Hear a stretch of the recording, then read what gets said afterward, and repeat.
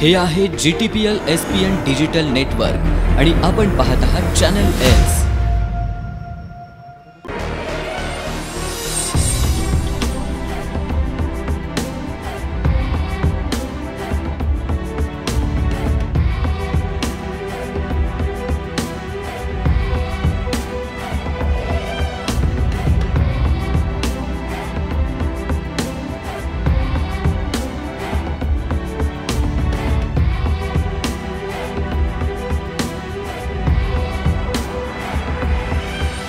अद्भुत कोल्हापूर। चॅनल एसच्या अद्भुत कोल्हापूर या विशेष प्रसारणातून आपण जिल्ह्यातील अनेक अद्भुत ठिकाणांची माहिती जाणून घेतली आहे।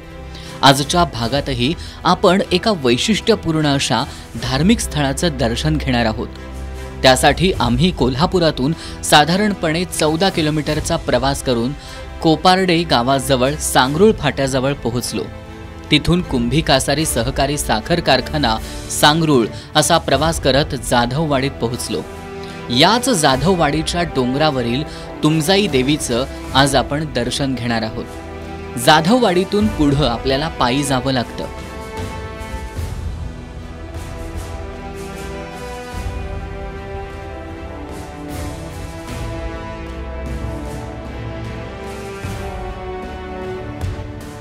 वाटेत आपल्याला छोटा पाझर तलाव पाहायला मिळतो। हा तलाव पार करून आपल्याला मंदिराकडे जावं लागतं। उंच डोंगर माथ्यावर हे तुमजाई देवीचं मंदिर वसल्यानं आपल्याला ट्रेकिंग करताना काही थकवा जाणवल्यास डोंगरावर असलेल्या आंब्याच्या झाडाजवळ आपण विसाव्याला थांबू शकतो।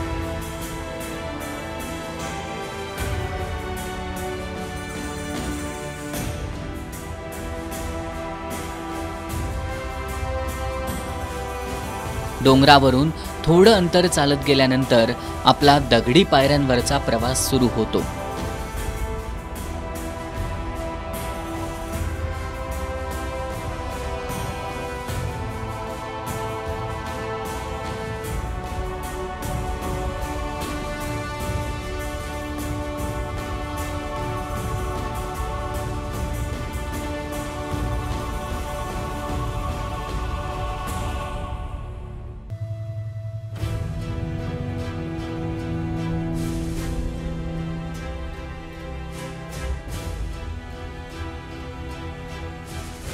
थोड्या पायऱ्या चढल्यानंतर आपण मंदिराच्या मुख्य प्रवेशद्वारात येतो।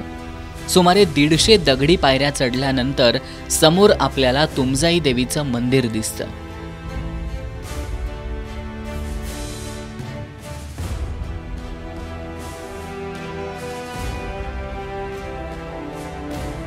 मंदिरात सारख्याच उंचीच्या दगडी पाषाणातील 2 वेगवेगळ्या अवताराच्या 2 मूर्ती दिसतात। यापैकी एक आहे श्री महालक्ष्मी आणि दुसरी श्री तुमजाई देवी। साधारण 2 ते 2.5 फूट उंचीच्या या मूर्ती आहेत। श्री केदार विजय या ग्रंथामध्ये तुंगभद्रा देवी म्हणून जिचा उल्लेख आहे हीच देवी तुमजाई। तुमजाई देवीचं मंदिर अगदी प्राचीन असून सध्या या मंदिराचा जीर्णोद्धार करण्यात आलाय।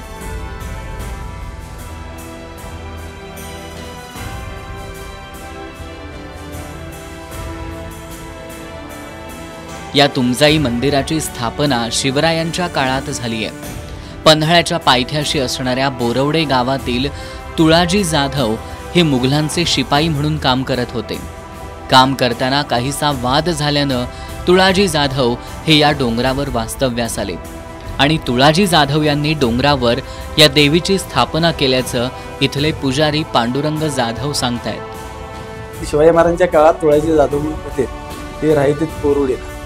ते बोरले गावात एक मोगलांचा शिपायाला त्यांनी मारले आणि त्यांनी तिथं आपल्याला थारा मिळणार नाही म्हणून त्यांनी काय केलं, एक ते जंगल मोठं होतं, या जंगलामध्ये येऊन तिथं स्थायिक झाली ती बायकोला घेऊन आणि ते झोपडी घालून ते राहिले। झोपडी घालून राहिल्यानंतर काय काळानं ही तुमजाई देवी तिच्या स्वप्नात जाऊन त्याच्या इथं मी आहे, तुम नावाचा दैत्य वदलेला आहे आणि इथं माझं श्री ह्या ठिकाणी माझं आश्रय आहे, ह्या ठिकाणी तू झोपडी इथं घाल असं म्हणून त्या तुळाजी जाधवांना जाऊन सांगितल्यानंतर तुळाजी जाधवांनी इथे स्थापना त्या छपर घालून त्याने केली। त्याने केल्यानंतर मग त्या तुळाजी जाधवांनी पुढची परंपरा पोटासाठी कुठेतरी बाहेर गेला तर तिची बायको एकटीच त्या छपरामध्ये असायची. म्हणजे अशी वाडवडिलांची जी चाल आलेली आहे, माहिती आलेली आहे ते मी सांगतो.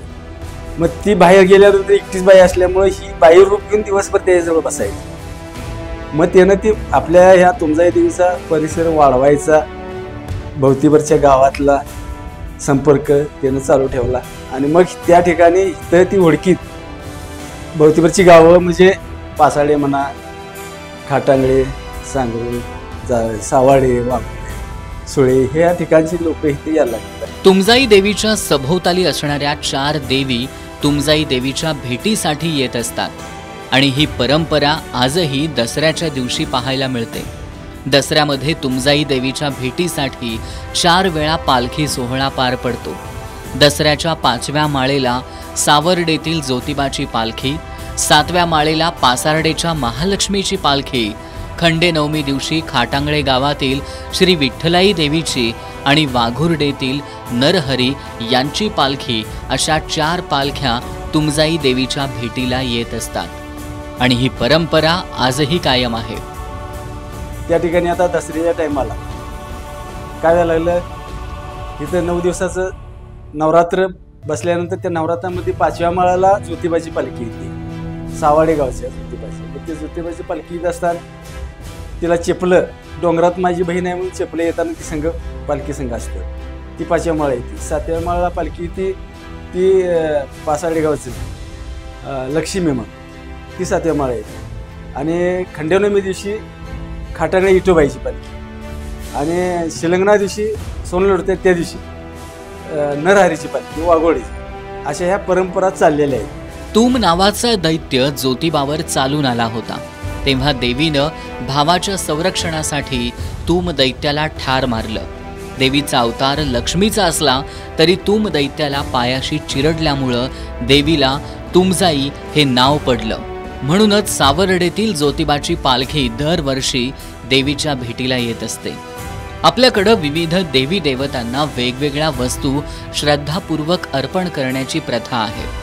पण आपल्याला हे ऐकून आश्चर्य वाटेल की या तुमजाई देवीला भाविक मोठ्या श्रद्धेनं चक्क चप्पल अर्पण करतात. जगाच्या पाठीवरची ही एकमेव अशी देवता आहे जिला चप्पल अर्पण केलं जातं. देवीला चप्पल अर्पण करण्यामागं एक आख्यायिका सांगितली जाते. तुमजाई ही श्री ज्योतिबा देवाची बहीण. डोंगरावर वसलेल्या या देवीसाठी ज्योतिबा देव प्रत्येक दसऱ्याला चप्पल घेऊन येतात अशी श्रद्धा आहे. याच श्रद्धेतून डोंगरावरील काट्याकुट्यातून देवीच्या पायाचं संरक्षण व्हावं यासाठी भाविक सुद्धा देवीला चप्पल अर्पण करतात. ज्योतिबाची बहीण तुमजाई ही डोंगरात असल्यामुळं तिला चप्पल आणतो आणि ती 5व्या माळा तिची पालखी आल्यानंतरच बाकीच्या पालख्या काय येतात, तर तुम नावाचा दैत्य हिने वधलेला आहे. महालक्ष्मीचा अवतार आहे, महालक्ष्मीचा अवतार आहे, पण तुम नावाचा दैत्य वधलेला असल्यामुळं तुमजाई नाव पडलेलं आहे. म्हणून मूर्त्या 2 आहेत, एक तुमजाई आणि लक्ष्मी.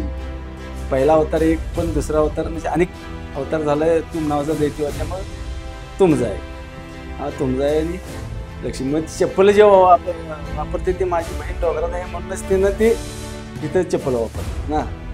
प्रत्येक पालखी येत असताना ती चप्पल घेऊन येते मौजला.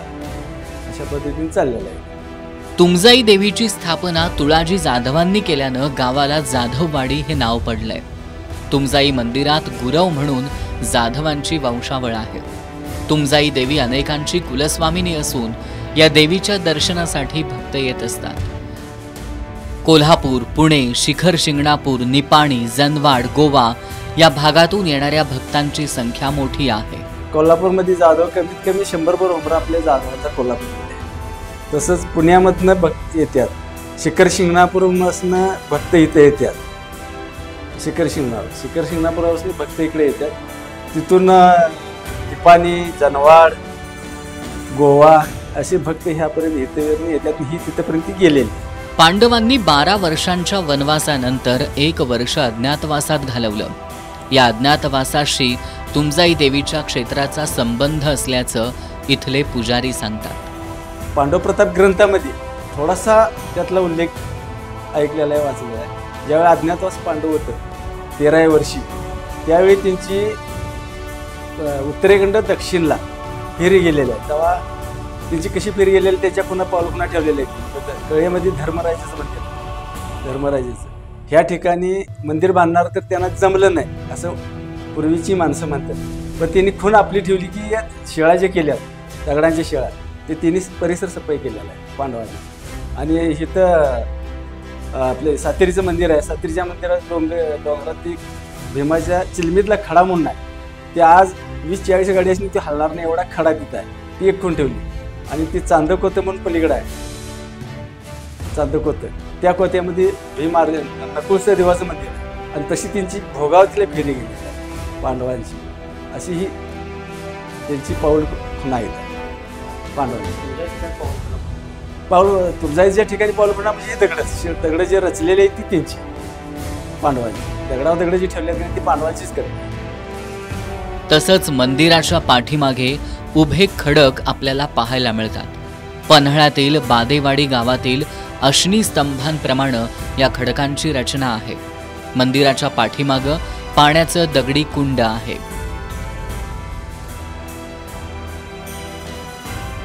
मंदिराचा परिसर निसर्गरम्य आहे.